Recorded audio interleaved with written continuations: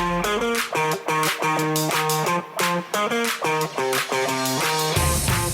everybody, welcome to Leading for Life Stories Season 2. My name is Bob Judson and I'm your host for this podcast, and I'm absolutely delighted to have you here joining me. Thanks very much, and I really hope you enjoy what follows. My guest this week is Professor Richard Sullivan. Richard's been in the medical world since the early 1990s and is now the Professor of Cancer and Global Health at King's College London and Guy's Cancer Centre. He's a founding director of the Institute of Cancer Policy and the Global Oncology Group, and he's also a founding director of the Centre for Conflict and Health Research. His CV is simply extraordinary in terms of what he has achieved over the time he's been working.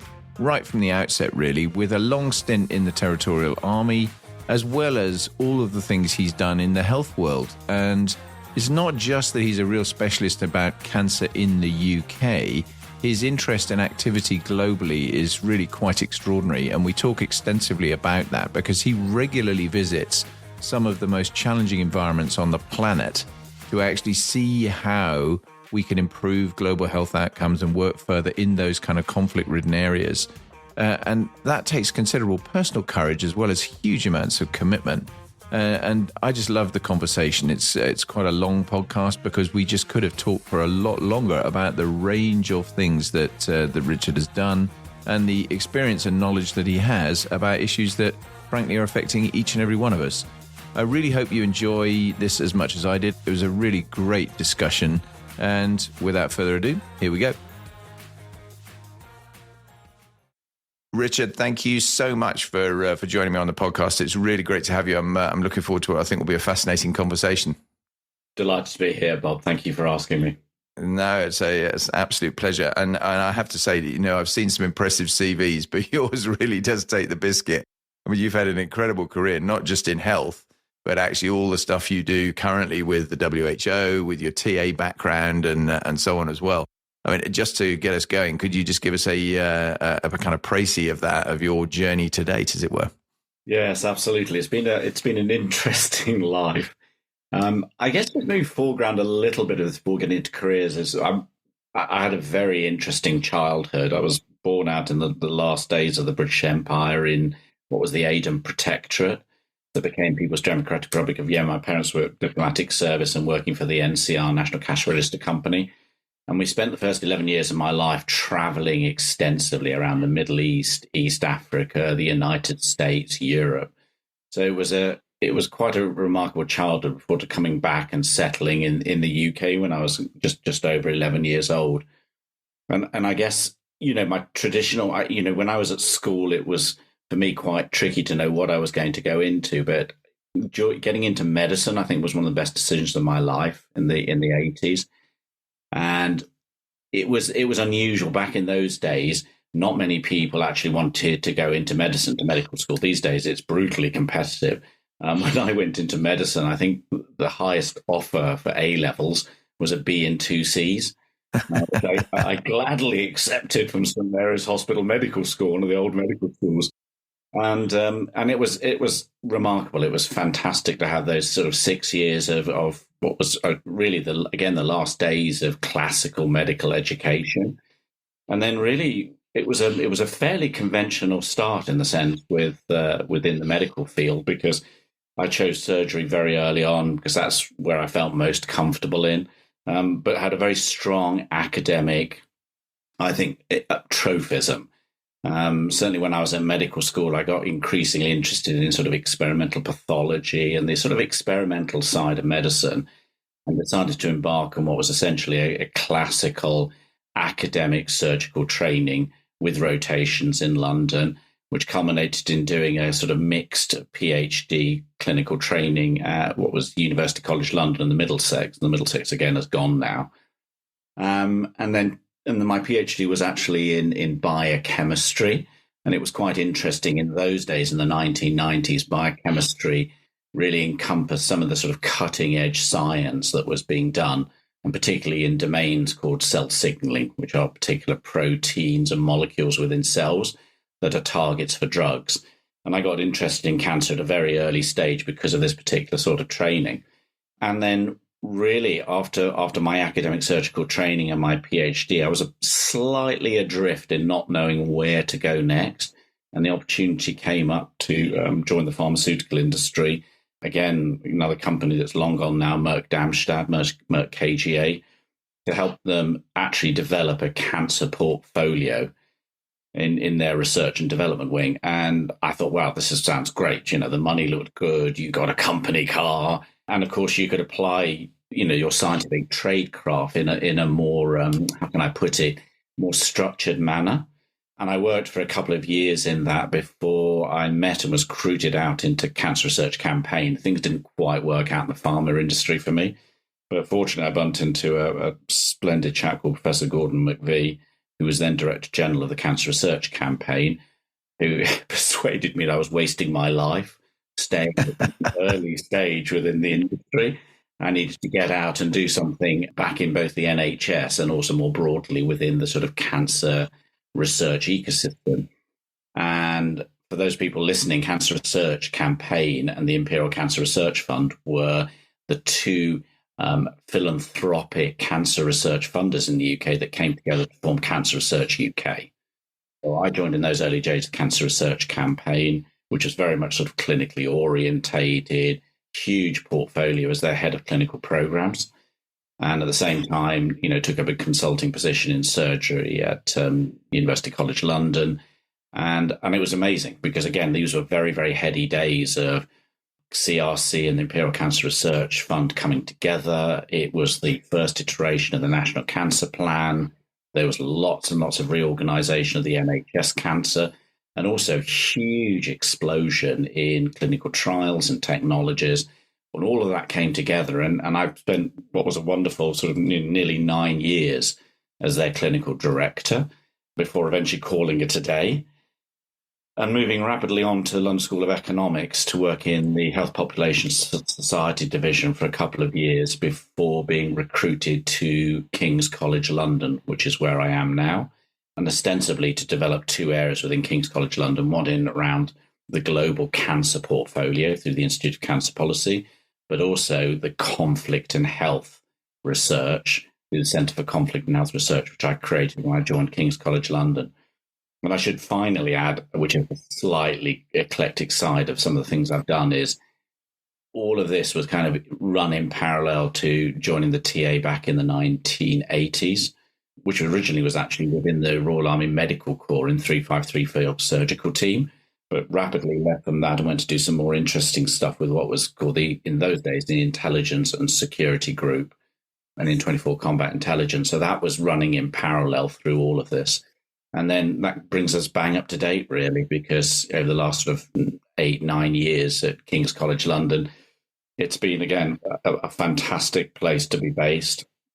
We've had huge developments in both global cancer and the conflict and health. And I've had a lot of opportunities to work with World Health Organization, World Bank, and lots of other national and international organizations. And I think that's probably it in a nutshell. Yeah, well, I mean, I'm amazed you have the time. Frankly, you've obviously perfected the 36-hour day or something to do that. That's extraordinary. Or a Harry Potter time turner or one of those sorts of things.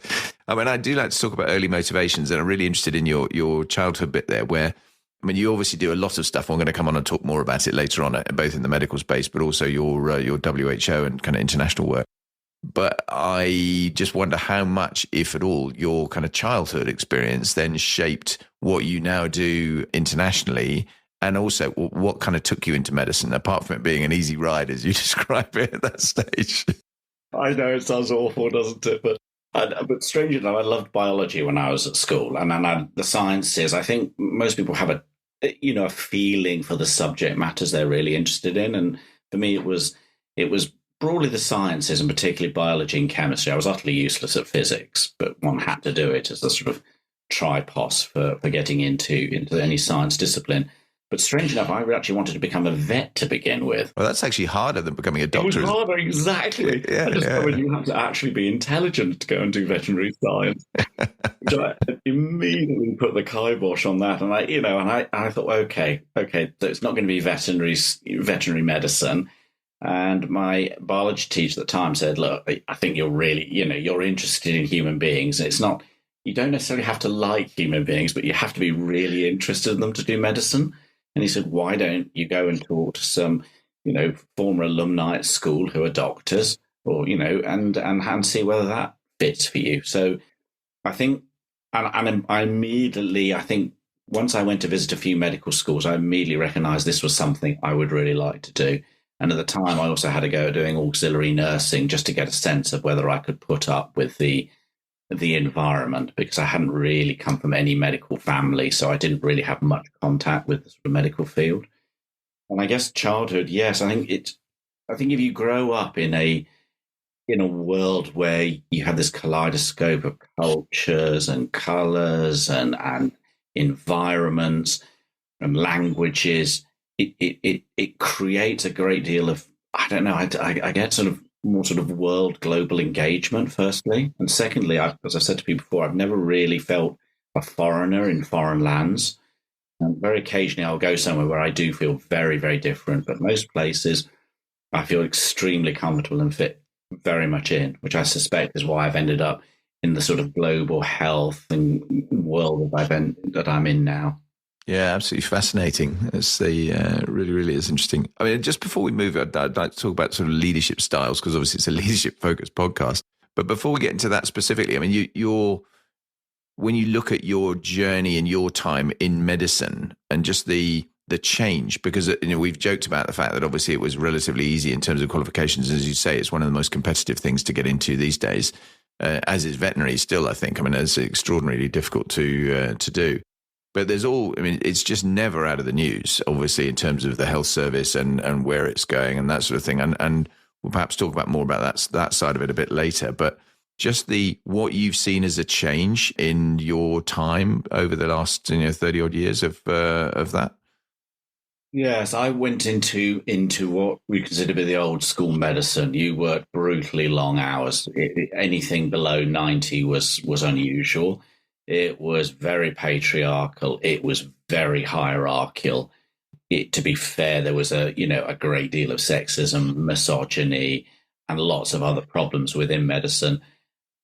But the contrary to that was there was also very, very clear lines of command. And that was really important, particularly in medicine. If you're going to deliver acute services and really good services, you've got to have a very good structured command.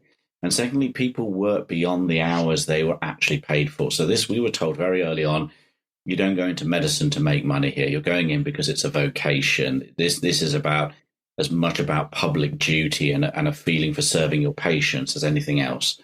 And so certainly in the early days, people did, you were expected and were there until 7, 8 o'clock at night. And it's fair to say in many cases, you often put your vocation, medicine, before you put your family, or indeed yourself in some cases. That has changed, and I think that's changed both for the detriment and for the betterment of medicine. And maybe I'll start for the detriment. I think the detriment is changed because now there are far more situations where people now are really what I would call working to rule. They come in at 9, they go at 5.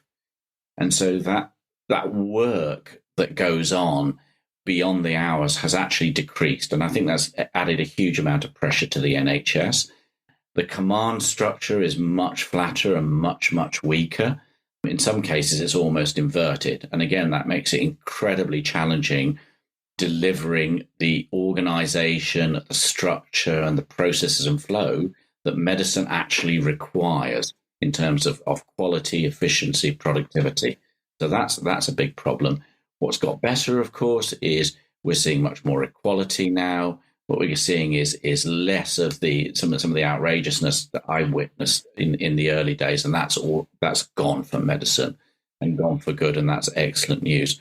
But I still think generally at the moment, look, medicine is struggling with its culture of what this new culture looks like in medicine, and how do we inculcate hard work, long hours, and a sense of belonging to this speciality which merges craft, art, and science. And I think that's where we are today, which is a kind of slight cultural identity crisis. Yeah, again, it's really interesting. I mean, one of the things that slightly surprises me about what you just said there is the public perception, anyway, and including mine, of the not least in recent times in the UK with doctors' strikes and those sorts of things, where part of their argument is not just about pay. And interestingly enough, having spent nearly 35 years in the military, of course, it's exactly the same. I mean, you didn't join it as a get-rich-quick scheme. It was very vocational. It was very much you do what's required, whatever the hours, et cetera, and that to a large extent remains the case. I think societally in general, interesting with some of the work I do now, you see that quite regularly generationally, that people are less willing to do some of those things. They're less sticky in the jobs they're going to stay in anyway. And despite they might have taken quite a long time training, and that's true for pilot training, is obviously for medical training, they then say, well, actually, I'm going to go do something else now, which is also interesting. But the dynamic, therefore, is the public perception feels a bit different to what you've described. But the other interesting thing, and I've seen this in terms of a direct comparison from the aviation world, civil or military, where we have a very kind of an established over a long period of time kind of just culture approach that's really worked well for people being open about mistakes and and learning from mistakes and taking away there's a thing called cross cockpit gradient that you talk about, where you try and take away the hierarchy, so you actually avoid the position where the captain of the airplane is, kind of, you can't talk to him and you can't argue with him. You've just got to do what he says. And of course, and that has ended up in disaster in a few instances over years. And I'm very aware that there are a number of medical cases where that's very much the same thing. You dare not challenge the surgeon in charge in the operating theatre, et cetera, et cetera. Is that also part of the stuff that's changing from your perspective? Yes, and I think in some, again, in a large proportion, this is changing for the better, because there's no doubt that the peer-to-peer accountability is extremely important. And the old school issue of consultants and senior professors not being challenged, I think, has been removed in most cases now, and that's for the betterment of actually of patient care. Because certainly in the old days, we had surgeons who were frankly should not have been operating still, that went unchallenged in terms of their behaviors and what they were doing. Nowadays, the peer-to-peer challenge is happening. And I'm not saying it's perfect, because there's still lots of problems where that's concerned. But the counter to all this is that the flatness of the hierarchy, when you talk to my colleagues, they will tell you it creates problems in actually making sure that people understand the accountability and responsibility. Your responsibility for inpatient care, the responsibility for the overall function of consultants within the outpatient setting.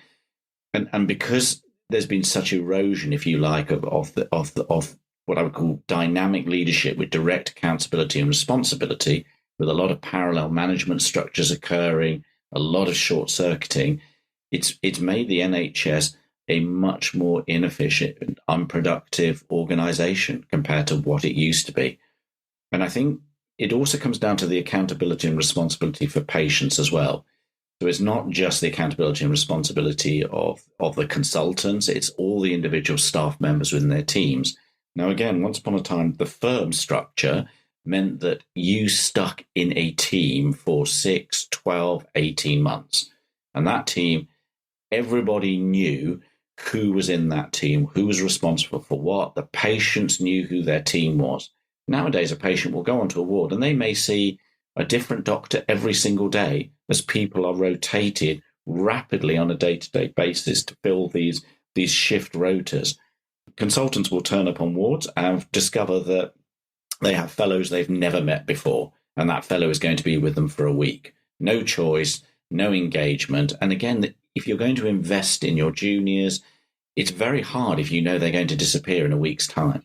So again, I think these are all solvable, by the way. I don't think I'm saying anything here that, in time with the right sort of vision cannot be solved from a human resource perspective. But at the moment, that's where we are in the NHS. Yeah, interesting. I think we'll come back to that maybe a little bit later on in a broader context as well. I mean, switching tack then, that's really helpful. Thank you. Going back to your kind of personal leadership journey, and obviously you've gone from training junior doctor up to now being, a senior man in King's College doing what you do. And I'm just interested in kind of your adjustments, conscious, unconscious adjustments, the way you've approached leadership within the medical profession. I mean, you've already touched on very hierarchical world shifting to a much flatter structure and how that's I'd be interested in how that affects you personally and what you do, what kind of values are important to you, what you expect from people that work for you, etc. Yes, it's been quite a journey, and I think it's been interesting going through the kind of what I would consider some sort of, quite substantial leadership transition over the years. So in the early days, obviously, both within the military and also within medicine, this was a very hard power command and control structure. And so what you did to exhibit leadership, your behaviors, your conceptual models were all built around that. And you had, very, very clear role models. You had very clear behaviors that you were expected to engage with. That has shifted dramatically. We're almost now in the era, I would guess, in medicine, in particular, and even in academia, of what I call sort of the soft power. And the soft power in that sense is this idea of having to adjust your leadership styles to very, very different sociocultural backgrounds and actually different political backgrounds. And that's, I think you use the word adjustment. It's interesting because I was jotting this down beforehand about the need to have sort of critical insight of yourself. I think it's fair to say in the early days there wasn't much self-reflection going on. We barely had time to sleep and to eat, never mind to engage in self-reflection. But I think that leadership styles over the years, it's changed within me because more self-reflection has been demanded. And so you become more and more aware of your leadership actions, your ambitions, how those affect people working for you. There's been some critical moments and changes, and particularly aided actually by some very good leadership courses I've been on over the years. And these, particularly in the early days when they were starting to use 360 degree. Mm-hmm. And doing more sort of personality analysis. And I'm going back here to the early 2000s. I think were really, really helpful in making me suddenly realize that, my behaviors as a leader were having some, in some cases, some seriously detrimental consequences on individuals who were working for me. And in my view, wholly unintended. I just expected people to still be there at 9:00 at night working when I was. Forgetting, of course, that people have lives and they have families and so I think that sort of self-reflection was a really important part of changing leadership. And I guess as well, sort of, setting the broader ambitions. I think certainly we went through a period when things were quite operational. And one of the things you kind of learn is in leadership is by having ambition. I'm not going with personal ambition, but setting a vision and very broad strategic goals are really important to get people from very different backgrounds onto broadly the same page. Particularly now working at King's College London, I have the pleasure of working with some extraordinary colleagues, very senior people whose speciality may not be medicine. It can be anthropology, it can be other types of social science like economics. And they come from very, very different disciplinary, cultural backgrounds. It's very multicultural as well. And so to bring people together on a kind of shared journey, you really have to set, I think, these kind of very broad strategic visions, which really speak to people directly. And again, that's a journey that's taken quite a few years to get to. Yeah, and I think that's true for everybody, actually. It's a number of very interesting points you make there. I mean, that self-reflection, self-awareness, emotional intelligence aspect, I mean, is something that, again, in the training work I do now, we talk a lot about that, and of course it does develop, and it's very interesting when you see people who are, I mean, in their kind of mid-late 20s, early 30s, maybe, who are definitely still firmly on this journey, and they don't necessarily they haven't learned by experience some of these things that you do that impact other people, et cetera, et cetera. And I think everyone has to do that, and it's a journey you kind of never complete. You're always going to be learning, and one of the reasons I do what I do now in terms of leadership development is to try and help people a bit with that, because I think I'm interested, to pick up a bit on your training, actually, because it's one of the things I think that a lot of organizations do not do well. I think the military actually is a good example here. They do really good military training on leadership specifically. And of course, they do it very early on. Whereas a lot of other organizations don't really focus on that. They focus on the specifics of what the job is and then maybe give you some leadership training. Well, I mean, you mentioned you've done a number of courses. Were those within the health world or external? Yeah, as I was both within and external. So I was very lucky, obviously, I went on a lot of the TA leadership courses. And then later on, particularly in the late 1990s as well, I was working within Cancer Research Campaign and Cancer Research UK. We were also, because of being on the executive board, we were required to go on these leadership courses. And I personally, at first, I was quite cynical about them, but they actually were extraordinarily helpful in giving you that sort of insight. And as you say, I think one of the things you learn is to have the humility to recognize you constantly have to keep working on leadership and rethinking what leadership means within your contemporary practice. And particularly as you get older, I mean, your brain cells fossilize slightly, your attitudes can fossilize, but the world does move on, and it moves on these days very, very rapidly. And that requires much more adaptive leadership. And it's having that humility to recognize that and to constantly challenge yourself with courses and with externalities, when often it can be quite uncomfortable, the read back you can get. And I think, again, a lot of my colleagues unfortunately get to a certain stage in their life and they just stop thinking about this or stop developing their leadership skills. And I think that gets them stuck, and it gets them stuck in a certain mindset. It gets them stuck in a certain behavior pattern. No, I totally agree. And it really doesn't work these days either with younger generations. I mean, because as you say, you need that adaptability and agility to to be able to change that for sure. And just picking up on the TA thing for a second, because obviously, I mean, you mentioned that you've been in it and you were in it for quite a long time. And two aspects of that is, one, how much one thing helped the other in terms of what you're doing in your medical career and the TA. But the other aspect of that is, which I find interesting, is you were in a bit of the TA that was nothing to do with medicine. I mean, logically, I would have thought you would have done something that was going into the medical side of the military, because that's what most people do. So you clearly broke the model a little bit by doing something different.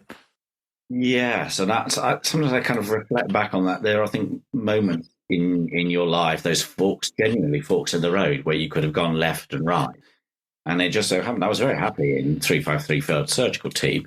It's just somebody walked up to me and said, "Have you ever thought about the Intelligence Security Group?" And I thought, okay, pop along to one of their open days and see what it's like. And frankly, I thoroughly enjoyed it. And this was obviously back in the old days of the Cold War. So it was pretty classical combat intelligence training in terms of everything from foreign equipment recognition to running intelligence cells, etc. And I think what I liked about it is, although I enjoyed the military, I wasn't wildly keen on hierarchy at that time, which sounds a little strange. And what people forget is within INCOR, everybody messed together. The only person who was really the boss was the boss, but everybody else was in the mess together. So you would, and the reason was simple as this: is you could have a corporal who was the world expert with a PhD in X next to a captain with a world expert in Y, to do with intelligence. Yeah, absolutely. It was a really unusual eclectic mix. And people forget, of course, we were very tri-services as well. So we had naval intelligence, RAF intelligence there, defense, what was essentially old school defense intelligence and security. And it was personally, it was fascinating to learn all these different facets. And in the intelligence cycle and thinking, it's a method. And it's a very, very interesting method because, unlike public health, unlike the way we think in medicine, it's a much more rigorous approach to interrogating the world and then transmitting the interrogation of the world to other individuals to make judgments on. And here we're talking about, the caveating around the truth and accuracy ratings, et cetera, et cetera. And also it opened up the world. I was particularly interested in and specialized in biosecurity.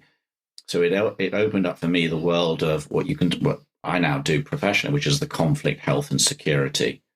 And these were very, very early days, because it was really around the verification of the Biological Weapons and Toxin Convention, and a lot of arguments about whether or not dual-use weapons could really be identified or not. A lot of discussion about weaponization of different agents, from biological toxins to bacteria and viruses. And it was you required, of course, a very strong scientific expertise to do this as well. So on the one hand, you were getting the tradecraft training from INCOR. On the other hand, doing a PhD in biochemistry and my medical training, gave me the subject matter expertise. So the two things came together very well. And then on the side of it, you had sort of the fun and games, which was classical combat intelligence, which you could go off and do. So it just, strangely enough, it was also, I think, for me, a decompression from the pressures of surgery and medical life. You could get away at weekends and weeks and do interesting things in interesting parts of the world, which were completely and totally different from the work you were having to do back in the NHS. And I think, that old adage that a change is as good as a rest. Yeah, I think that doesn't always work from a family point of view some of the time. That's a different matter. That's quite a challenge. No, I can totally see the logic. And interesting, I remember from my own time in the Cold War, very much at the kind of the operational, this is the impact, and I understand this when we were talking about biological warfare and things, as you say, a lot of it very poorly really understood at that point. I mean, we talked a lot about chemical warfare and obviously nuclear at the other end of that. And I was clearly involved in that with my early days in the strike role at Bruggen. But the biological bit was always a bit vague. And I think the general assertion a lot of the time, which I'm probably sure is you could debunk very quickly here, is that actually there was very little risk of this really happening because it was so uncontrollable, and people couldn't, if you start introducing viruses, you don't know where it's going to go, and which there's obviously obvious truth in that, but at the same time, I'm not sure that necessarily in the hands of some people these days that would be too much of a worry for them actually. So it's definitely still a concern that's out there, isn't it? Yes, and I think even back in the day, I mean, one of my bosses was now I can talk about, he's now died, was Brian Jones in DIS, and Brian was a terrific leader within the sort of biosecurity field. He actually originally came from metallurgy. I think he was down at the Naval Intelligence before moving to be head of DIS, but really understood that people forget that the Soviets were heavily weaponizing biological weapons. I mean, Palrima, various things were weaponized. And this was all declassified after the Cold War. So, these, for us, these were clear and present threats. There was also the clear and present threats of particular types of biotoxins being used as assassination weapons. People will remember Yuri Markov and rice, which is the plant toxin. And so these were, so it kind of varied from individual level threats all the way through to, area denial, mass casualty weapons.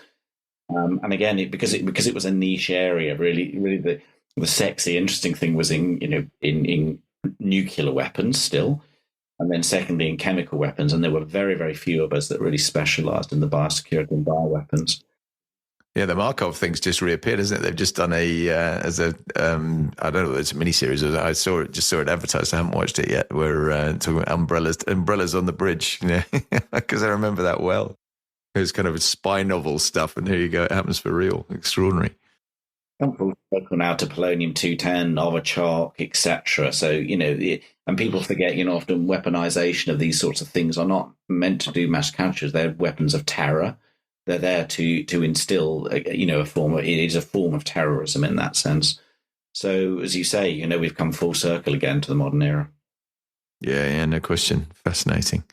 Sort of sticking with personal leadership stuff, role models. I always like to talk about role models. I mean, you've clearly across, you must have worked with some amazing people in all your different walks of life, actually. But who really stands out as kind of people that have influenced you a lot?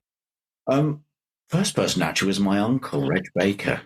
He was the agricultural college manager of Sparsholt, which sounds very strange, but I lived there for a while in my teens. And he was this massive, tough farmer. And I think from a role model perspective, I think he inculcated me in the idea of work hard, play hard. It was extraordinary because it was a man who got up at 4 o'clock in the morning, worked hard all day, would go to the pub, was a fantastic dancer, was an amazing rock and roll dancer as well, but really, really believed in the benefits of working hard and enjoying your life. And he was a very strong role model on me. And I think he sort of inculcated the idea that how do you put up with physical discomfort as well?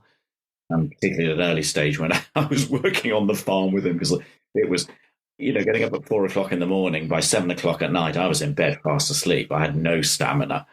But it was a really interesting experience. And then later on in life, I had a number of individuals I really admired at medical school, but I guess in the TA it was my RSM, Nick B, who was an outstanding RSM and one of those individuals, I think, for me, demonstrated all the leadership qualities of a soldier: exceptional courage, ability to think on his feet rapidly, and a real leader of men. And I remember watching his style and thinking that is it. This is a man who is one to be emulated. And then later on in medicine, one of the two most formative characters was Gordon McVie, who was my first boss at Cancer Research Campaign, who was one of the world's first and great sort of medical oncologists. And Gordon had this extraordinary range of experience and depth in the NHS and was extremely well admired for his work of science, his advocacy for patients, but also, as you say, for his emotional intelligence as well. He could really speak to the public as much as he could look after and care for patients, and also was a brilliant scientist. And then last and by no means least is Professor Alex Markham, who was, again, my last boss at Cancer Research Campaign. So when he retired, I retired as well. And Alex, very much like Gordon, sort of emulated for me all the sort of characteristics I admired in an individual. The hard work, the scholarship, the leadership, the vision, but also being able to talk to people directly. So his rapport with both, patients and with the public was fantastic, and had this real gravitas that I think it's very hard, no matter how much you try and train gravitas into people. It's something that emerges as a sort of emergent property of life's experiences and expertise. And he really had that. Fantastic examples. Really interesting. I mean, the farming one, it's so topical as well with everything that's being discussed around farming at the moment, because I think it's often so misunderstood.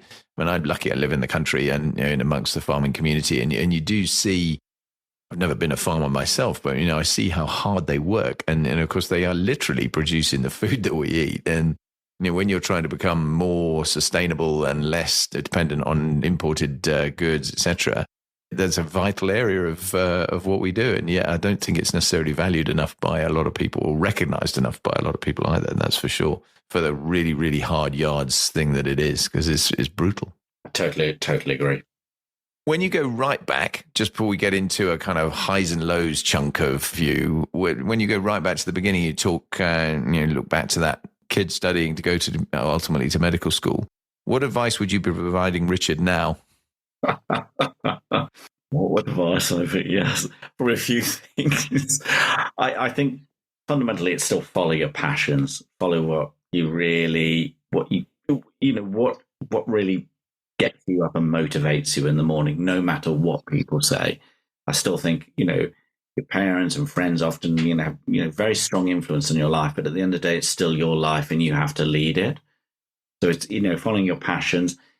I was a strong believer, and I still am, of giving something back. I have a very privileged life, a very lucky life. I've been around the world and see the lives that other people live, and we belong to the 0.0001 of the world, and giving something back to the world in some way.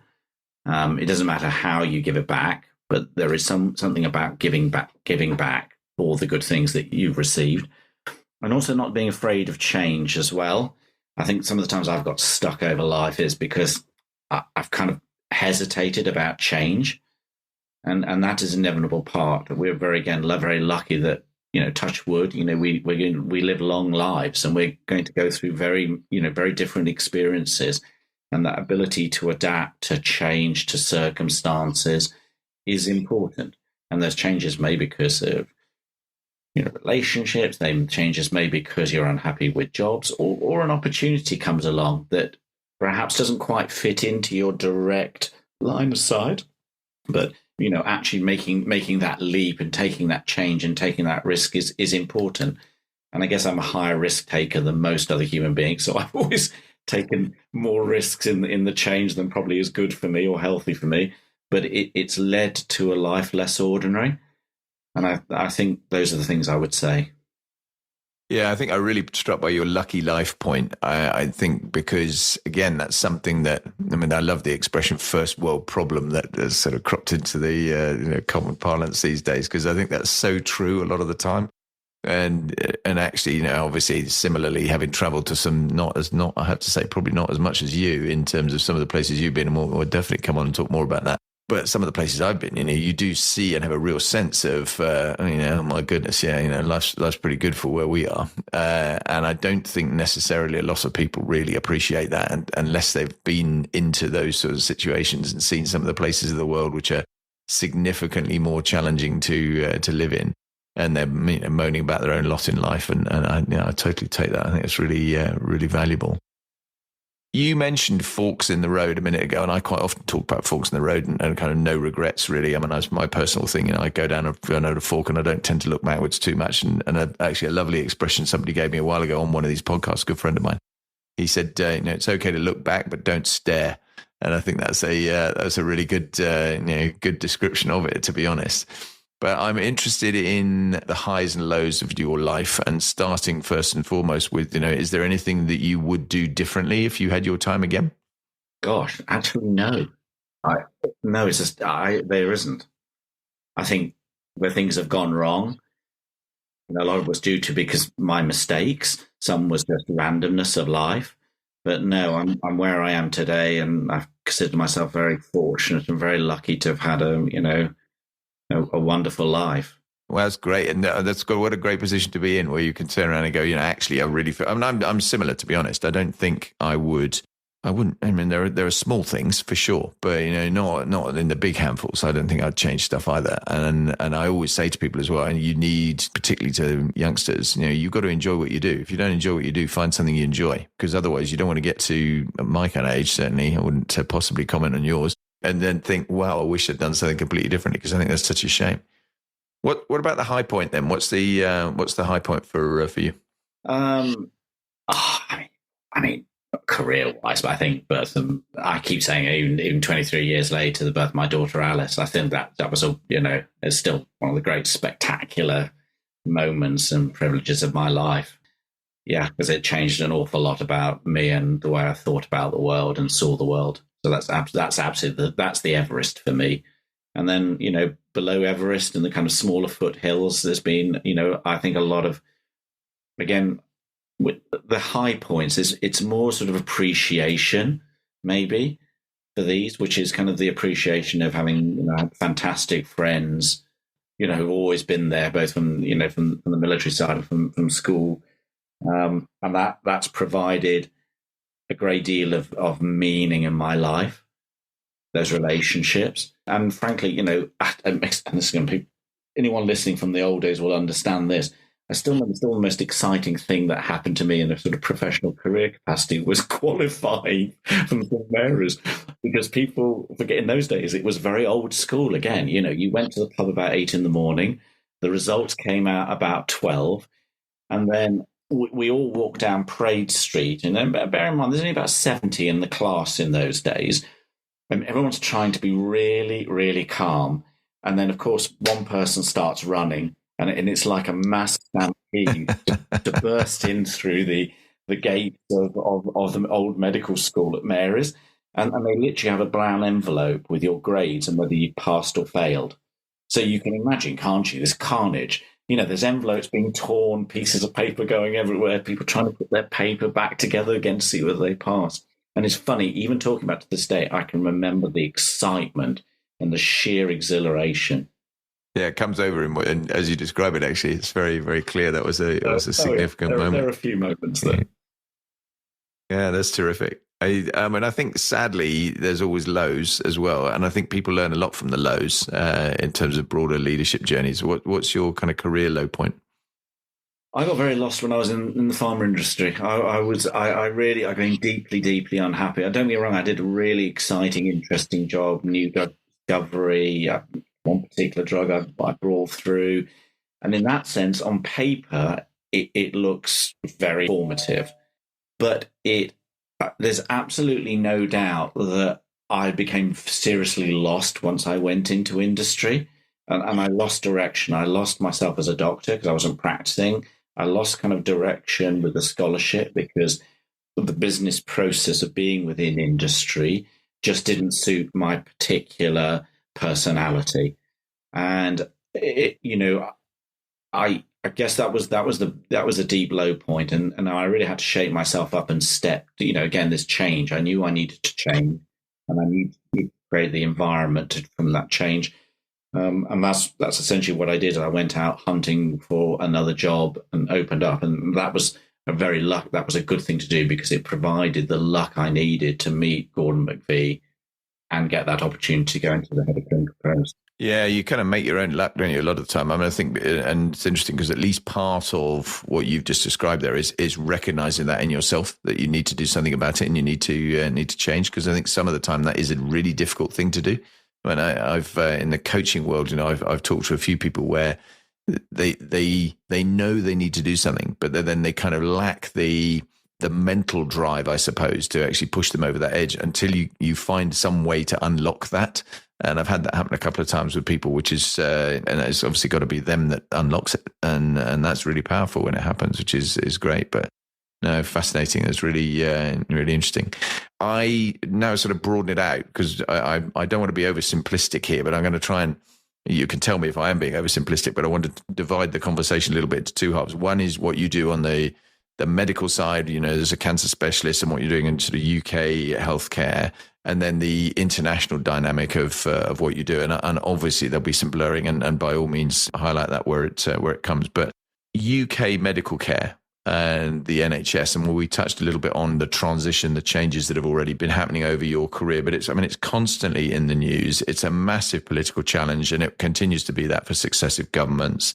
I'd be really interested in your perspectives as to how fragile the overall system really is, what needs to be done to provide kind of robust healthcare to the UK population. And I'm not asking you to get into politics because I think that's not where we need to go with it. But I just have some perspectives to throw on the table just before we start. Because I did a little bit of work when I was working for Deloitte, I did some stuff with the NHS. I've obviously been a user of the NHS a number of times, and so's my wife.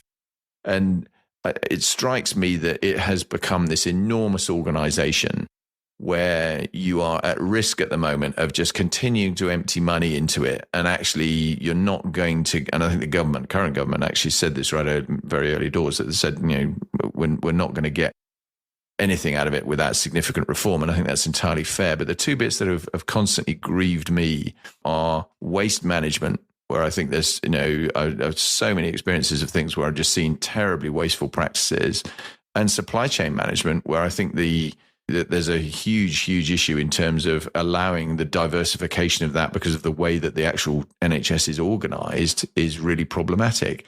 And interestingly, we had, and I know you with me are a regular attender at the Leaders Club, and a while ago now we had Lord Digby Jones talking about this, and he spoke really well about it, and he described it as there's a sort of there's three major problems. One is we're getting older and we're getting sicker. Two is we've got a reducing number of taxpayers because people are having less kids or they're economically inactive a bit earlier. And obviously healthcare itself is costing more and more money. I mean, what I'm describing is clearly a very wicked problem that we're not going to solve on this podcast.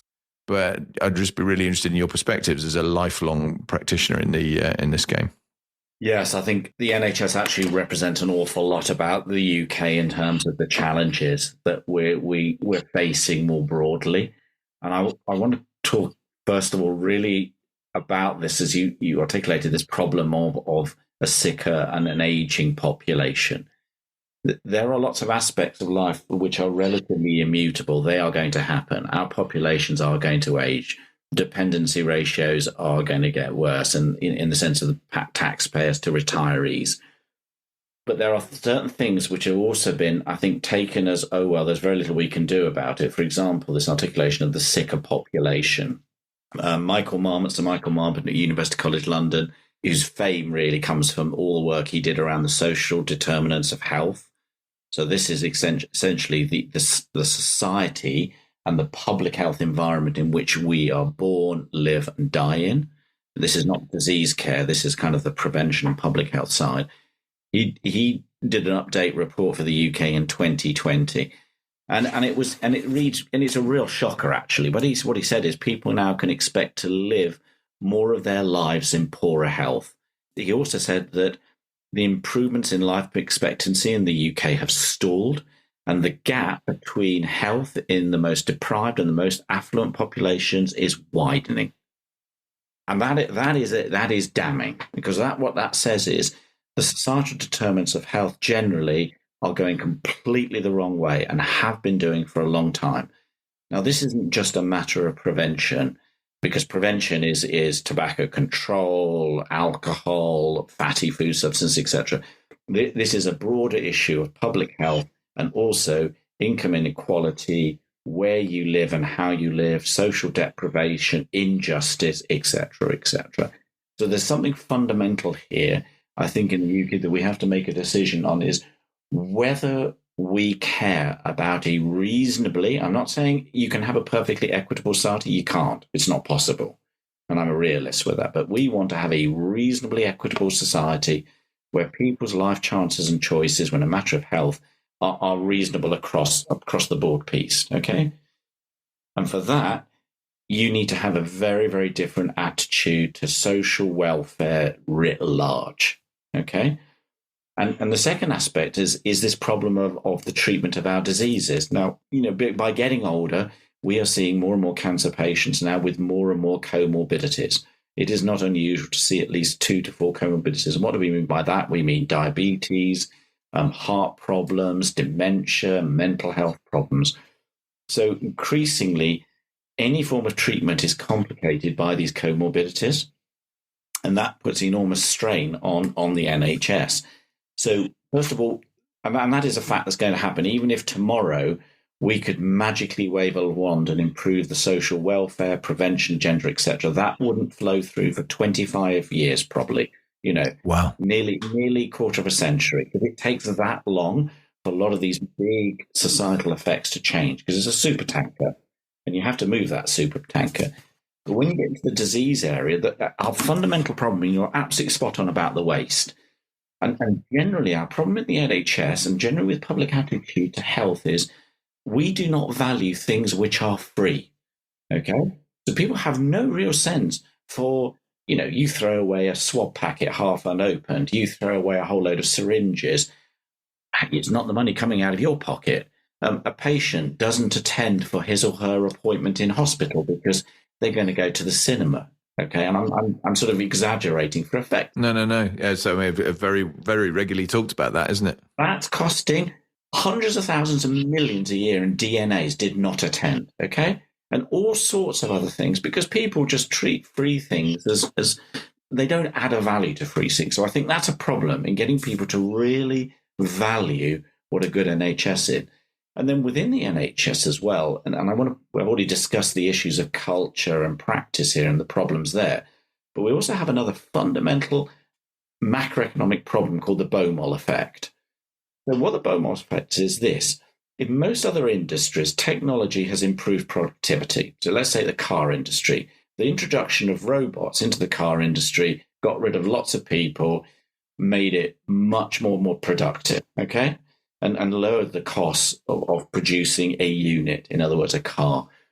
The problem in healthcare is robots don't do that. The robots we use for operation, you still need a surgical team to use a robot. All the technologies, which, by the way, are increasingly expensive, really astronomically expensive, that we're putting into the treatment of cancer, treatment of cardiovascular, whatever else, have not altered the need for more and more doctors, nurses, physiotherapists, etc. So we have a double whammy, and the Beaumont effect is this: that the cost of our labour force is just going up and up and up, and on top of that, we're adding technologies which do not improve productivity in any shape or form. So it becomes essentially a kind of zero-sum game.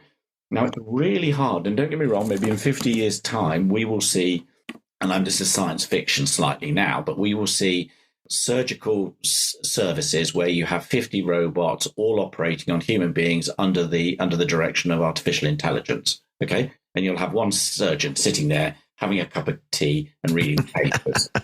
They'll hate me for saying this. But you can see a situation where we will have automation will be brought in because the AI will be smart enough to operate those robots. And by the way, we'll just have loads of people being operated on simultaneously. So I can see a situation, but right now that isn't reality. Right now the technology is just added on.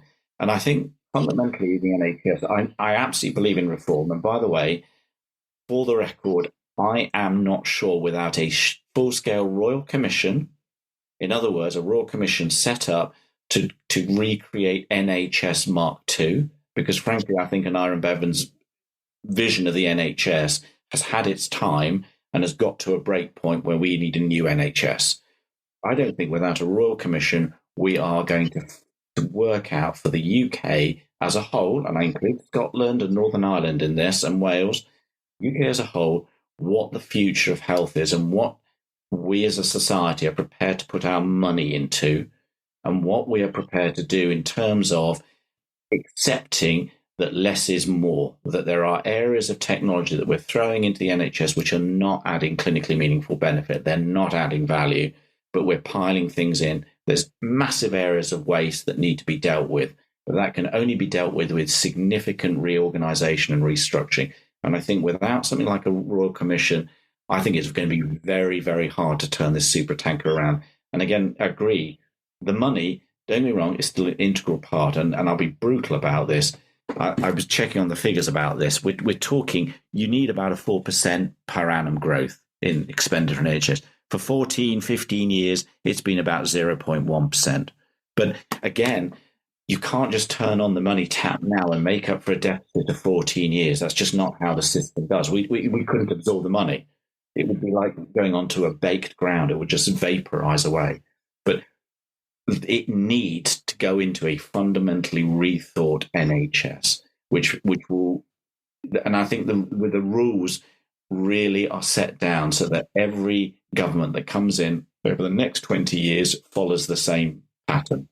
Yeah, and that's part of the problem, isn't it? Because I completely agree. I think you've made some brilliant points in there, and I think one of the challenges for governments, not this current government, but governments generally, is this has become such a politically hot potato that none of them are really prepared to touch it because it's such an instant vote loser. I mean, the moment you talk about welfare reform or NHS reform, you can watch people go, whoa, eyes widen, and they're thinking about where else are they going to put their vote. So, that's a definite, enormous challenge. And I totally agree that it needs fundamental reform because, and actually, I think the other really powerful point you make in there is this whole business about people not valuing stuff that's free. And I think the other thing that they don't really think about in from what I just see in the news and read about generally is they don't value, they get fixed and then they just sort of go, yeah, okay, well, I can still carry on with my lifestyle as it was before. And whether that's, smoking, alcohol, drugs, obesity, whatever, you name it, where actually the whole lifestyle culture clearly needs to change to a point that is, and that's, also threatened by, the kind of social dynamic in terms of, as you say, very big divisions in society and some big problems. And I saw a lot of that when I was working on COVID, the Cabinet Office. I had a team that we were going out providing qualitative insight to, into the mix alongside all the data that was there. So we had a field team that was going visiting predominantly places of high prevalence of the disease.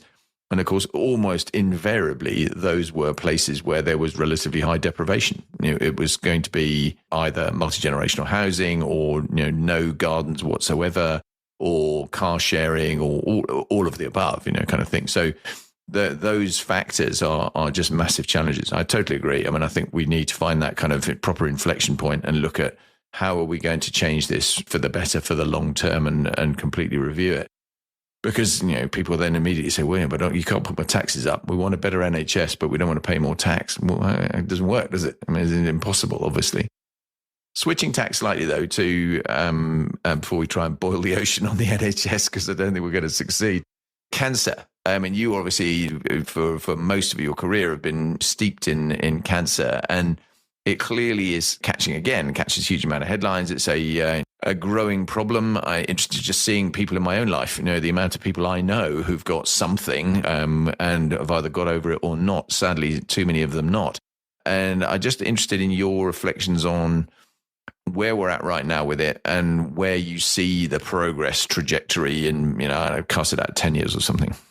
So I think over my professional lifetime, there's been extraordinary changes for the better. When I reflect back to the sort of early days of the Cameron Network and the, survival outcomes in the UK, they were pretty lousy. I think people forget, although there's a lot of heat and light now on problems about waiting lists, relatively poorer outcomes in certain areas.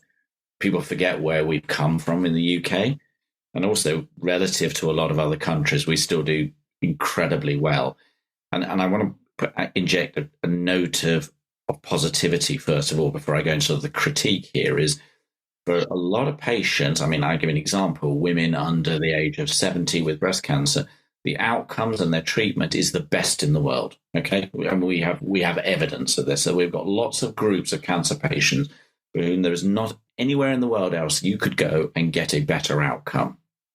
And that's a really important message because, of course, we have them problems in other areas. And I'll give you an example, for example, in our care of patients above the ages of 70, 75 years old, they are not as aggressive. They are not as far-reaching. And because of that, the outcomes are poorer. We have certain site-specific cancers for which the outcomes are poorer as well. And there's a whole range of reasons behind that.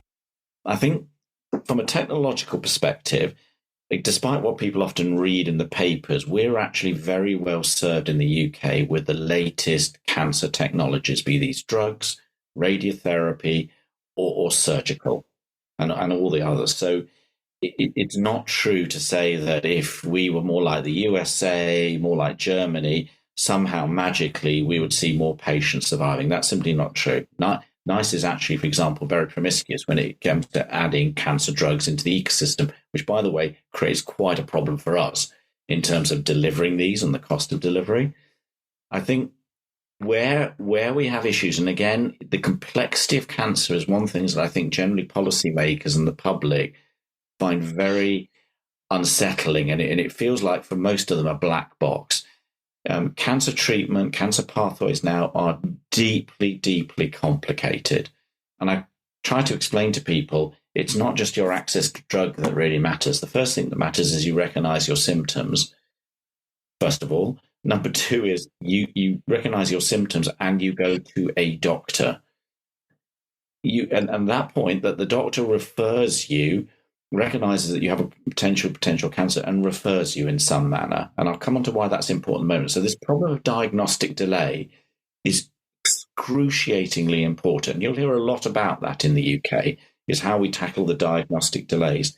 And the reason we have delays is dependent very much on what kind of cancer you've got. Some cancers are very cryptic. In other words, the symptoms they lead to are very hard to detect.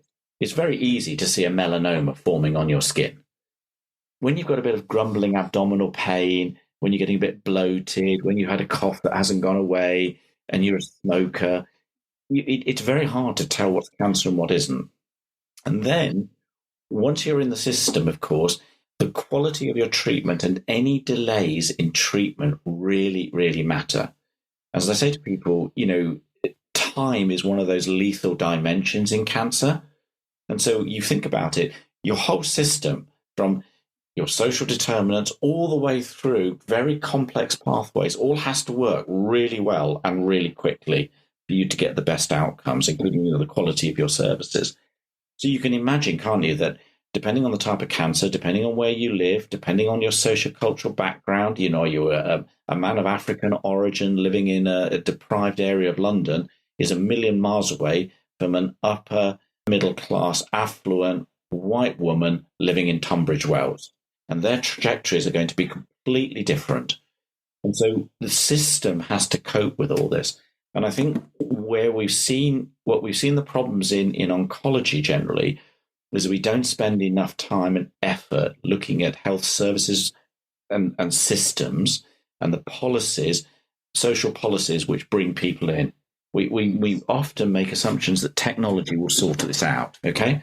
So we need more drugs, we need more artificial intelligence to interrogate databases in general practice, we need more multi-cancer early detection tests because they will solve problems. They will lead to faster diagnosis, better treatment, etc. And the brutal truth is that is not the case. What's going to save people is a well-organized system, good social services and good social welfare. And of course, for many of our patients, you rightly said, this is the end of their life. Cancer is actually the disease which will end their lives. And in which case, we're talking about really good psychosocial and palliative care. And all of these things has to work together. And at the moment, in the NHS, of course, we've got a lot of fragmentation that occurs, firstly, between hospitals and then often between individual regions. And again, a lot of effort has been put into trying to sort that out. A lot of effort through the national cancer audits has been put into improving the quality. People will be probably surprised to learn that particularly England and Wales has the best intelligence system for cancer in the world. We have a better handle on quality, outcomes, everything than any other country. And the connection between that data and quality improvement programs is even better than the Scandinavian countries. So we have all the bits that are necessary to be a leader in everything. But there are lots of individual deficits now in different areas which have kind of come together. And the final thing I'm going to say, and this is again, I say to people, cancer reflects all the strengths and weaknesses of our health system. Over 50% of our patients are diagnosed with cancer because they're referred for something else. Okay, you've got a bit of inflammatory bowel disease. You've got a chest infection that won't get away. And then they're examined, they're investigated, and they're discovered to have cancer. So you can imagine if the NHS as a whole is snarled up, if there's high friction in the NHS generally, if it's poorly organised, that is over 50% of your cancer patients are going to start their interface journey in that sort of care system. So it's not enough just to sort out cancer. We have to sort out the NHS as a whole. Yeah, fascinating. Really, really. I mean, obviously, world-class insight from you. The 3 quick follow-ons, if I may, just because I'm curious. When you talk about people, the diagnostic timeline, and people actually recognizing that they need to know the symptoms and they need to go to a doctor, is there a difference between men and women? Yes, there is. So broadly speaking, and this is all caveat with lots of nuances depending on the type of cancer, women are much more likely to present earlier than men. There's also a big socioeconomic gradient. If you're affluent, you're much more likely to present before, if you think you're a daily wage earner who can't take any time off because they're literally feeding their children hand to mouth, you can imagine how long they're going to sit on their symptoms for before they finally go in extremis to a doctor, or even worse, they're going to end up as an emergency admission through A&E. It's fascinating. I'm not surprised at all in the male-female bit, particularly. I mean, just talking about mental health. I mean, it's one of the things that I've talked about with a number of friends of mine as well, where I just think men are terrible. We're just not good at talking about this stuff. And no, it'll be fine. I'm not going to bother about that. Why would I trouble the doctor? And I'm sure I'll be fine, which is not a great outcome. I mean, the second one was NHS versus private in the UK now. I mean, how much difference between the systems is there? You talked about world-class outcomes for various things. I'm just curious to know how much variation there is, if any, that affects this. Well, this is fascinating because we have no idea what's going on in the private sector. The private sector is not required to report any data to the national audits, and we have no idea what the outcomes are. Wow. So I can't sit here and give you any comparison. I can tell you public services work, but we have no idea because there's no legislation forcing them to provide that sort of data. Well, there we are. That's an interesting bit of insight. Good Lord, I didn't know that. That's incredible. Right, so it's just it's a cloaked in secrecy, don't know. Confidential business information. What I can tell you is that there is not by and large, different workforce. People to work in the private sector, you have to have NHS prescribing rights, essentially. And most people double hat. They will do NHS practice and private. Obviously, private practice in London is far larger than many of the other cities. There are elements of private practice within oncology that you'll see more than other areas. For example, people's use of imaging, accessing imaging technologies. People much more likely to use some simple radiotherapy and some bits of surgery. Interestingly enough, a lot of people will tell you that the problem with the private sector is if you've got something relatively simply, an early breast cancer, an early colon cancer, straightforward, you can go and get it done in the private sector. The more complicated and difficult your cancer is, the more important it is probably to be in the NHS. Because we're in the NHS when you think that you've got to have all the end-to-end capability and expertise to look after you.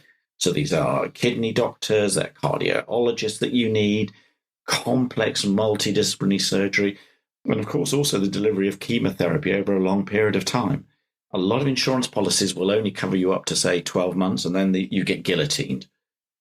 if you're carrying on in your chemotherapy, you probably want to be in the NHS. So the private practice still is a relatively small component of the UK practice. It doesn't really radically influence things in a greater or lesser degree in comparison, say, to private orthopedics for knee replacements, varicose veins, cosmetic surgery, etc.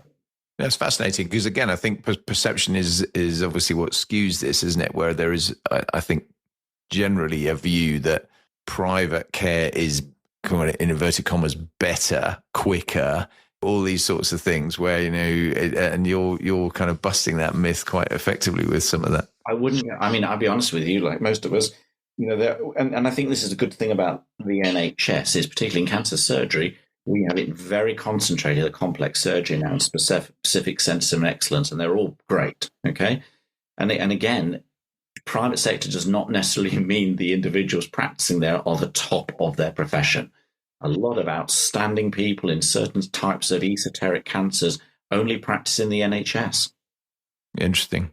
Is there the last cancer question? My kind of just gut feel sense really is that this is something that has become a bigger problem over my lifetime. We didn't talk anything like as much about cancer when I was young, even when I was vaguely paying attention to what was going on because I was, recognizing I wasn't immortal. Now, where obviously it's really, really common, lots of people talking about it. Is that just because more people are talking about it, more is known, there's more been done, or is it because there is actually more cancer? There's definitely more cancer because the rate's going up as demographic transition occurs. But secondly, there is a lot more talk about this. And there's a lot more talk about this because it is more acceptable to talk about it, but also there's more talk about it because there are more individuals in the advocacy space for, the various technologies, drugs, radiotherapy, etc. And this is more of a topic for media conversation. And certainly when I was growing up, cancer just wasn't mentioned. It was not a word you could really discuss. So all of those things, I think, have really driven that recognition. And also, to be honest with you, cancer is also a little bit of a Trojan horse for the kind of progress of science and technology. There's all sorts of aspects of science and technology which find its origins or finds fertile ground in oncology as a discipline. Either drug development, imaging, surgical technologies, etc. And of course, increasing what you see from the media is they want to promote those sorts of things. No, absolutely fascinating. So last health question before I move into that international dynamic. You talked about your time in the pharma industry as, one of your not such great points. But one of the things when I look back at COVID, which amazingly for most of us, I think seems like a dim, distant memory now, it's quite extraordinary. It felt like, and it may not have been the reality here, but it felt like the world really came together in a way to generate a series of vaccines, notwithstanding the debate about the efficacy of the vaccines and side effects and all that sort of stuff. There was a genuine effort to, because of the nature of the problem and the way it was handled, to kind of create that. I'm just wondering about your sense of that kind of global cohesion, whether there is ever an opportunity to turn around and do this with some of the other things. Because one of the conversations, dinner table kind of conversation that I've had with people has been, if we can do that for COVID, why on earth can't we do that for cancer or for other very widespread health kind of things? And I'm not downgrading it here, but the problem of developing a vaccine against a specific coronavirus is a rather simple problem in comparison to dealing with the unbelievable complexity of cancer. I think let me put that up front, first of all. And I can I'll explain that a little bit more in a second. But I think you're absolutely right. I think the efforts to create vaccines, whether it's, it was the adenoviral vectors, whether it was the BioNTech work with mRNA vaccines, it was extraordinary and driven by some really clever science. And also, to be honest, by individuals that managed to get that pushed through very, very quickly. And I think it's interesting because I'm not saying the jury's still out, but there's this big question mark about when the next pandemic does happen, and it will inevitably happen with all the spillover events we're seeing now. What vaccine approach is really going to work? And obviously the government promise of vaccines within 100 days in the UK is predicated on obviously the infrastructure, the scientific expertise, etc., and also a fair amount of luck. in terms of understanding what it is you're going after. Having said that, there was massive global inequity when it came to accessing these vaccines. Okay, so high incomes got them. Anyone in low middle income country, good luck, you're not getting them. Or if they did get them, it was very late, poorly distributed, etc., etc. So we didn't really cover ourselves with glory, even with COVAX facility that was set up for low middle income countries. I think there's still, a lot of thinking has to be done around the medical countermeasures as well when people became sick. So this is, okay, the vaccine is one thing, but a lot of people, even with the vaccine, you could still become seriously sick, interestingly enough. Problem here then was, what are the medical countermeasures? And we were, again, very lucky in the UK to be able to rapidly set up some trials which demonstrated how to use steroids in these situations to treat patients, seriously sick patients in ITU, and what didn't and did work. Another point from COVID-19 was our understanding of preparedness and resilience around services and systems.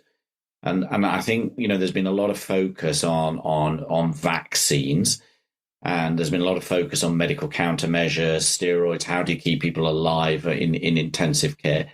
But within all of this, and I think it's come back to interesting days in biosecurity, is also, how do you, first of all, keep your health systems open more generally when you have something of this nature sweeping through?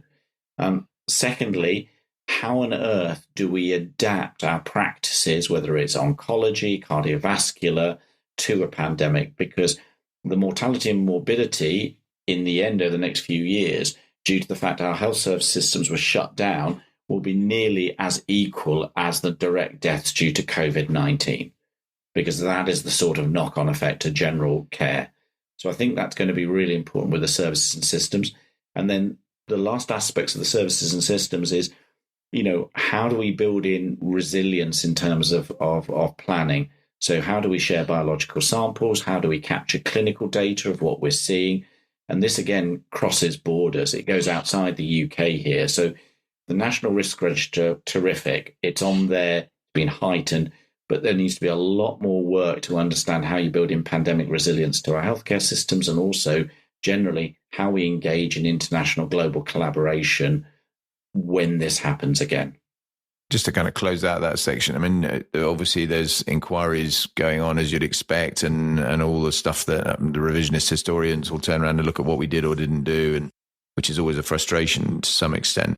But do you think we have learnt in the medical world a lot from it that will put us in a better place next time? Or do you actually think we're going to be reinventing that wheel? I think in some aspects we've learnt something about, some of the elements of care. But I'm afraid the learning, if out of it, 100%, 80% has not been learned. Those lessons have not been embedded in standard protocols. We're not prepared to maybe do some, and it will be interesting to see what the COVID inquiry comes out with. I don't think we've been prepared to really take a really hard look at ourselves in the mirror and ask ourselves, what do we need to do differently next time? How do we triage better? How do we keep services on the road?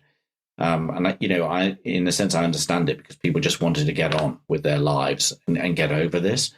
But, this pandemic was a warning. It's essentially a kind of global transient ischemic attack. It's a warning of what could come. And I think a lot more work needs to be done on this. Yeah, no, I totally agree with you. I think, interestingly, just looking at it from a different dynamic, the level of government support to government that was required by the consultancy world, by the military, etc., and then the sort of railing against that, well, no, this is ridiculous, we spent far too much money doing that. Well, the reality is we'll have to do exactly the same thing again, because there just isn't the resource there to turn around and keep in government day to day those kind of, apart from maybe in the Ministry of Defence, where obviously you have a kind of planning world and all the rest of it, that it coexists with the rest of it.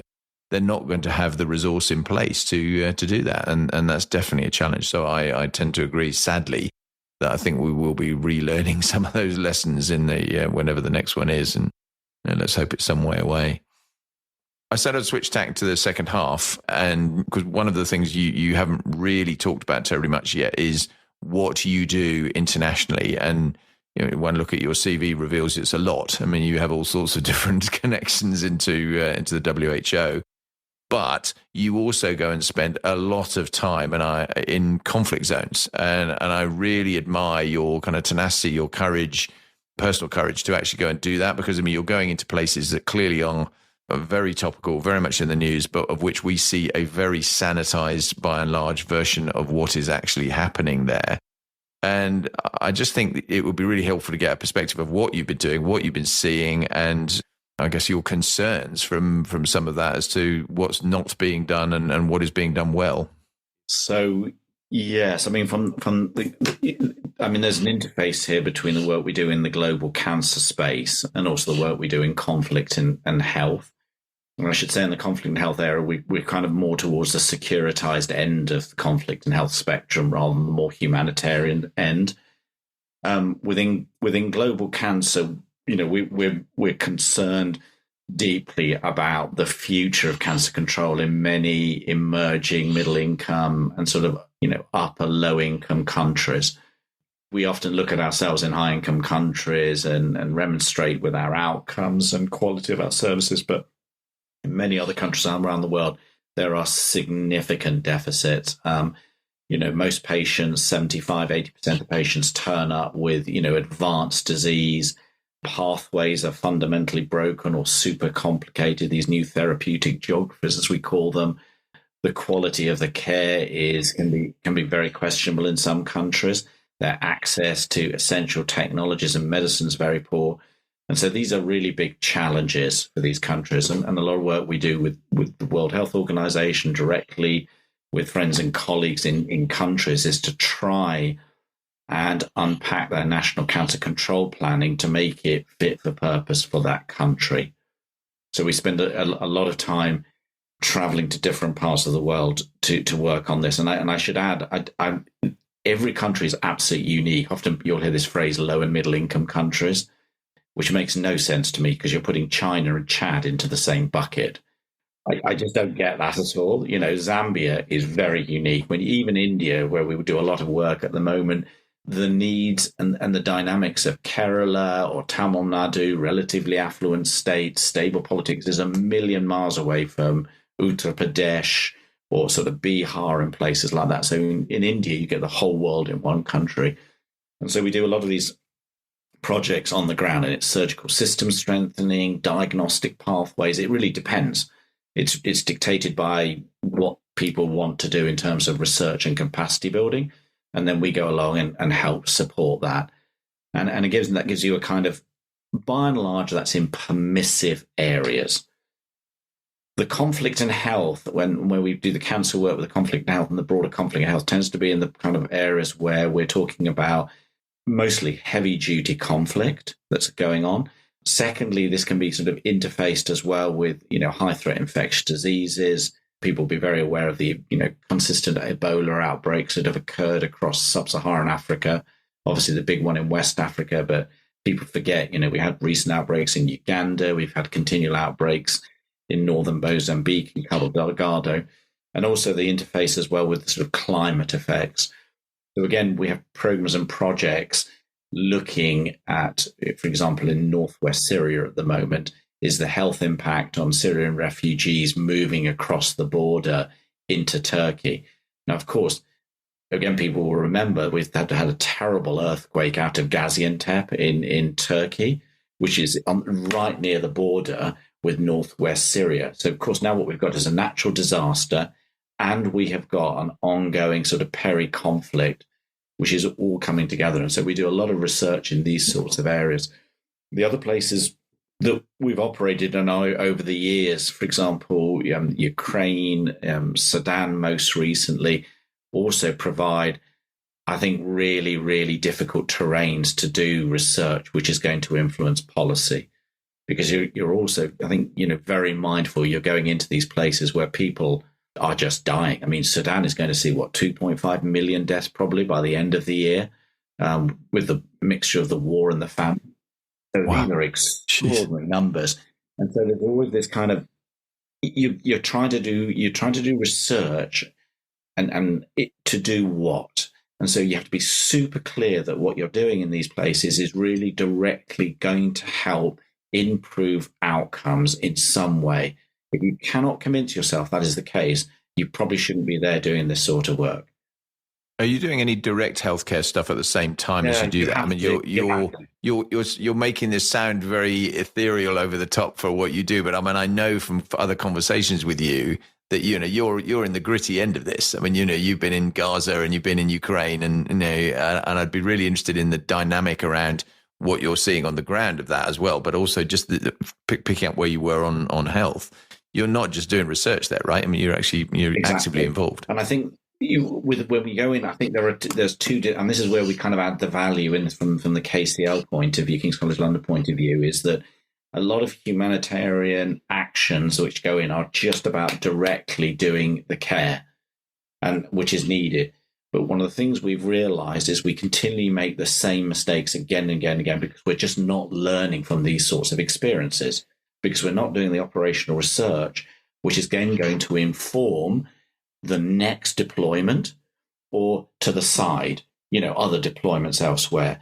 And one of the things, ourselves and others do is go into these places, work within those environments, but also then engage in that kind of operational research that's necessary to learn from that experience.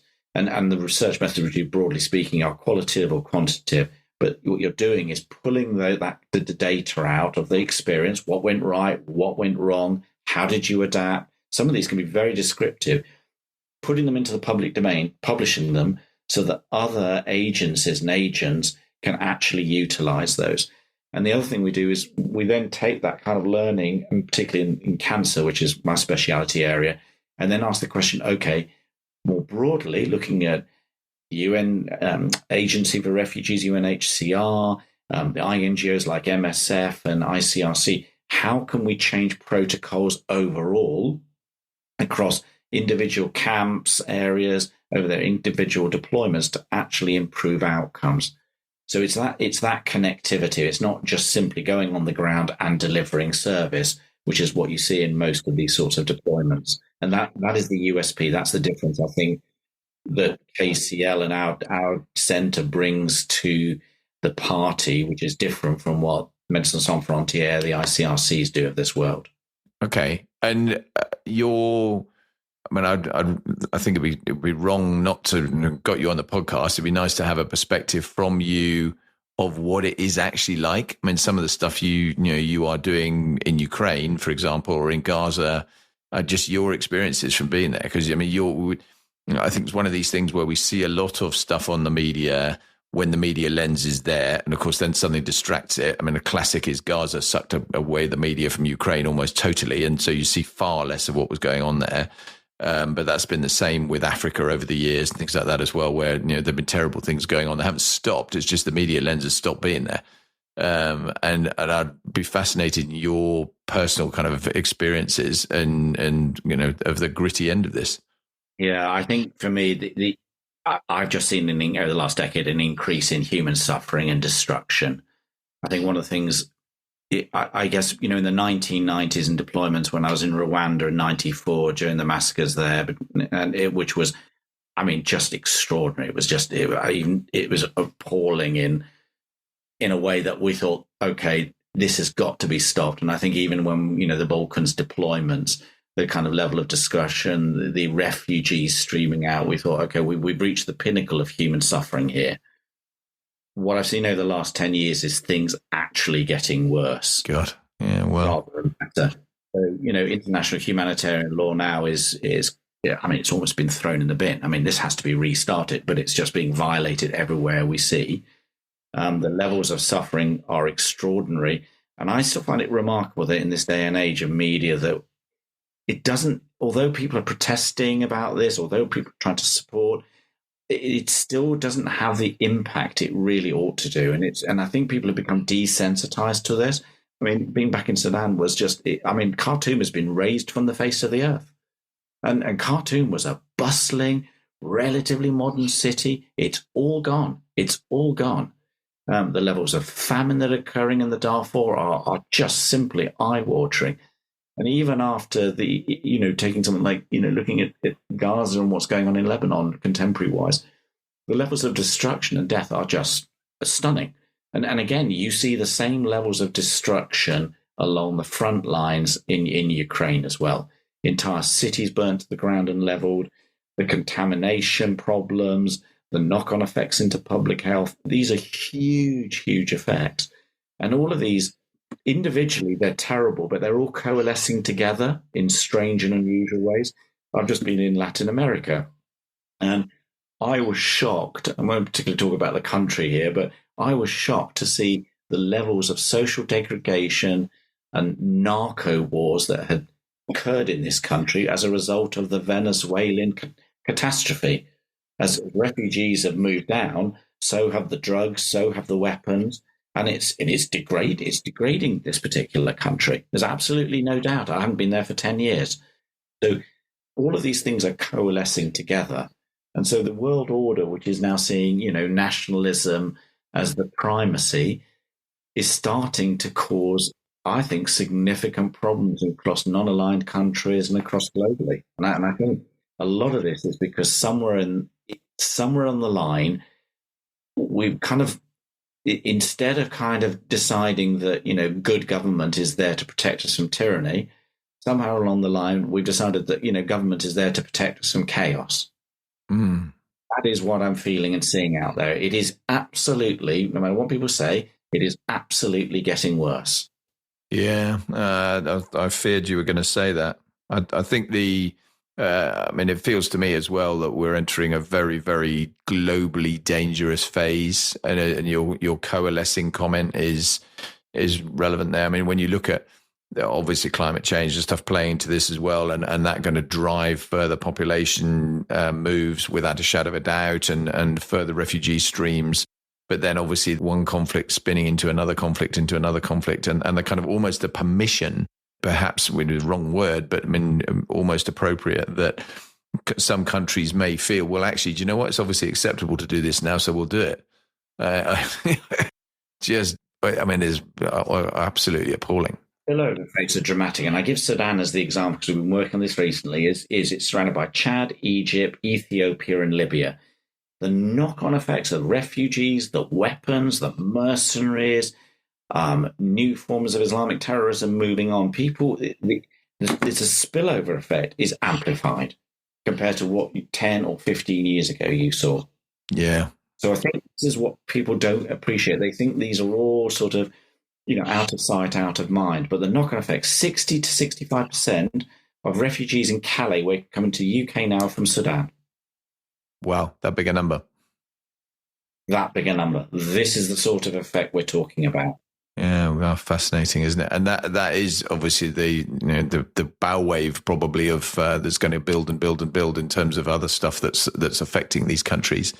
And as you said, some of the bits you've built on there in terms of the knock-on of longer term disease as a result of some of the things that have gone on in conflict, and their inability to rebuild, and therefore their inability to have any kind of equitable healthcare must be really, really apparent when you're on the ground. Just as to finalise off the thinking around this is, the things I'm concerned about, the debt and liquidity problems of many of our, weakest countries, the huge problems then we have interfacing with any sort of not debt relief, but reorganization, because now China is a massive geopolitical player in holding, sovereign debt for countries. With a new administration in the US, with China, with Russian, with the sort of kleptotheocracy of Russia here, this kind of multipolar world that we've got here means that the ability to come up with multilateral solutions, pandemic treaties, climate, some sort of renewed UN mandate, I think it's just becoming harder and harder. And so a lot of our problems these days, when there's a spread of antimicrobial resistance to pandemic preparedness, requires countries to cooperate together. And if you're not cooperating together, you're in trouble when it comes to a globalization agenda. Yeah, wow. Hey, let's drag it back to a slightly more cheerful note to finish with. God, I have to say, just in closing that off, your experience and your breadth of experience and depth of experience in terms of dealing with this, it's palpable when you listen to what you're doing. And thank goodness for people like you who are actually doing that, because as I said at the beginning of that, a lot of personal courage involved to go to some of these places. And in the thick of it, where your own personal health is undoubtedly threatened. And no, I really admire you for that. I think it's an amazing thing you're doing, and in and amongst all the stuff you're doing, just back in the day job, as it were, this is almost a sideline job. I'm able to go into these places and leave, and the people I want to really recognise, though, are the individuals who have to live with that reality on the front line day in, day out, and can't leave because that's their home. That's a good shout. So I have that's a very good shout. Still working there, who don't have the luxury of being able to get on a plane and fly back to a nice, safe house in the middle of Hampshire. And they're, to be honest with you, they're the real, in my view, they're the real heroes, the ones, because they're going to hold the fort and have to rebuild after all this is finished. Yeah, and I remember when I was in Afghanistan, actually, one of the interesting challenges, not least talking to my interpreter, who now, by the way, lives in Denmark, this is one of the problems that you end up with when they can leave. Often they do leave. And so it exacerbates the problem for some of these countries, that the people who you need to stay because they have a role in helping at whatever level it is to turn around and, in inverted commas, fix the country. If they don't stay, then who have you got left that's actually going to fix it? And it's just part of that same wicked problem, which is completely understandable. Well, why would you not want to do that and change your life if you can as an individual? I mean, clearly that's so inevitable, really. Two questions I always ask people on the back end of these podcasts, and they're short mostly for most people anyway. But what is the most memorable event of your career so far? You mentioned life event in terms of birth of your daughter, and that, of course, I learned when I started doing these a while ago that actually asking people about that who've got kids, they'll almost automatically say, "It's birth of my children." I know. So career-wise, if I didn't say that anyway, I'd get killed by her. So it's, but it's absolutely true. Most memorable event. Strange enough, I'm going to repeat that. It is the story, I'm afraid, of qualification, because wow, all that way back. It was all that way back. I mean, I've had so many marvelous pieces of luck to, do some amazing things and meet some incredible people, and go to amazing places and do fabulous projects. This kind of kaleidoscope of, of summits to have been up, but it's still, in terms of emotion, I guess it's that emotional impact still, because I think, you're young enough for it to just flood you completely. And I still think that's for it. It was strange. It was, not going off to conflict for the first time. It was not coming back. It was none of those things. Funnily enough, I felt rather lighthearted about all of that. But for me, it was interesting. The emotional impact was definitely qualifying, because it was that moment when you realised, you made it, and you made it into something you really, really wanted to do. Yeah, it's opened the door to a bigger journey, hasn't it? For sure. Yeah. And very lastly then, what's the most difficult question you've ever been asked? I'm still slightly haunted by, I had a family once, a very young man who was dying of cancer in Raw Free, and family kept asking me, why can't you save him?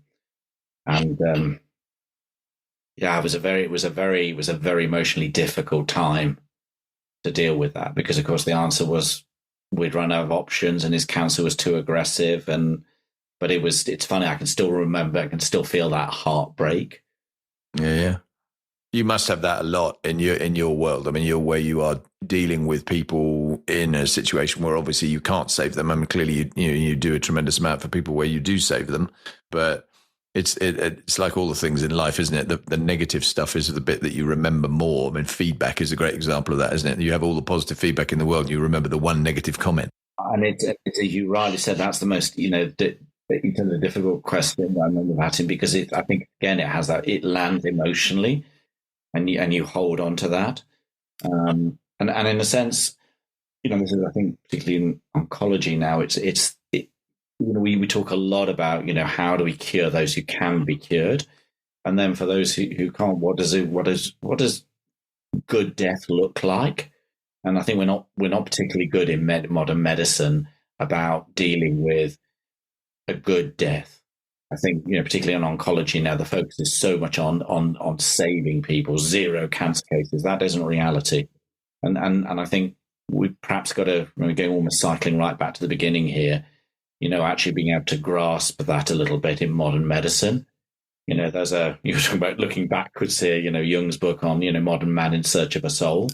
Part of this is about actually recognizing, the humanness of a lot of disease and re-engaging that, because we do have a habit of sort of turning people into molecules and recipients of drugs rather than treating them as sort of lives lived. And, and of course, when life's come to an end, we're there as well. Yeah, interesting. I mean, having said the last question, I'm going to ask you another one. So the assisted dying debate, which must be very topical in your world, but particularly as you're dealing with a lot of people whose lives are going to be ended, as we've already talked about. I won't ask you your personal view unless you want to share it, but where is that sort of from a medical profession? Where do you see that going? Well, it's interesting for other countries that have got assisted dying bills in there. The two groups that have utilised that sort of option, obviously the neuromuscular disorders and also a few cancer patients, but interesting enough, not in the numbers people think.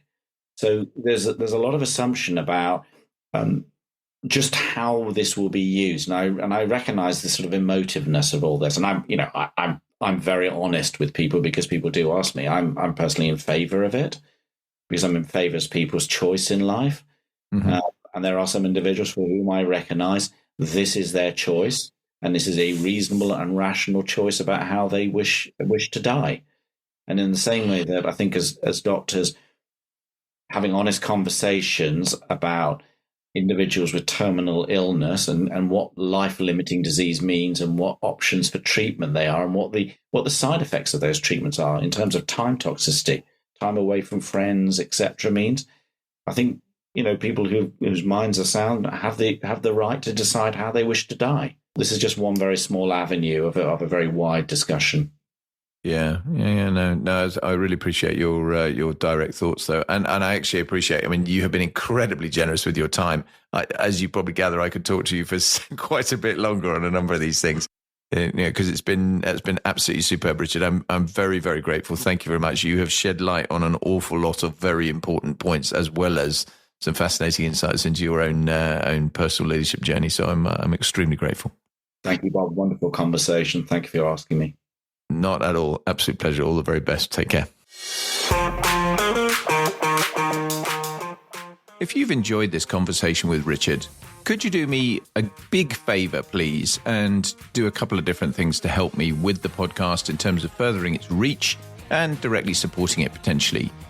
On furthering its reach, if you've enjoyed it and you think it's useful, just share it widely with social media on your own channels and make sure that others get a chance to listen to the huge experience that this chap had to offer. And if you actually fancy directly supporting the podcast, particularly if you find my content really valuable and it's directly useful to you, then consider going to support the show in the link you'll find in your podcast platform, or alternatively going to www.patreon.com/leading4life. And you'll find my show link there, and that's one place you can actually get the episodes. But also you can join as either a supporter, a champion, or a patron of the show. And for very little money, you can actually really help me increase the capability that we have and to keep this thing going in the medium to long term. So I'd massively appreciate your support and any other reviews or likes or subscribes that you can offer. All of that is enormously appreciated. Not forgetting feedback, which I always gratefully receive. But be back in touch soon, and thanks very much indeed for listening. Take care. Bye-bye now.